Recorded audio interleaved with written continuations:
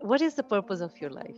Ah, difficult one. People have been Yes. asking that since the beginning of time, from the Yes. Greeks Yes. to all the ancient Yes. philosophers to But contemporary. everybody is answering it differently, right? Everybody's answering it differently. Of course, So, what is Dr. Hoti going for, to say? uh, for people of faith, of Mhm. course, we believe that, we were made to worship the beloved, but the concept of worship is not just sitting on a prayer mat Mm. and being selfish and saying, oh, here I'm just praying to, one being. It's worship means, how do you help your neighbors? How do you help the homeless? How do you feed the birds who are, starving, and you could drop a few crumbs of your sandwich after you're done? Worship means any form of or act or even thoughts that you have that can improve somebody else or help somebody else. All those acts are forms of worship. And in Islam, there's a clear hadith that said, where the Holy Prophet, peace be upon him, said that if someone has even the intention while they're sweeping their kitchen floor, that this is an act of cleanliness for the greater good of my family and the greater, hygiene, etc., then that too is an act of ibadat. It's a form of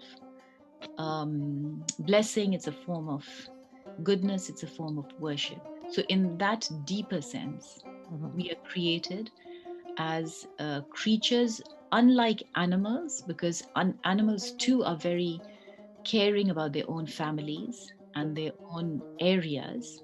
But humans have one thing special, Shua, and that is our intellect. And that's why, in a form of worship, we lower that intellect to a greater being who is far more, who made us and who is far greater than us. So again, it's humility. We bring in humility, we bring in a sense of gratitude, like you said, a sense of connection, a sense of connection of the body to the earth, and lowering that supreme intellect that makes people like Einstein or Stephen Hawking, all these Mhm. amazing people in the world, like all these Nobel Peace Prize winners, etc., humble, because at the end of the day, we are human, but Mhm. we have a great spark, a divine spark.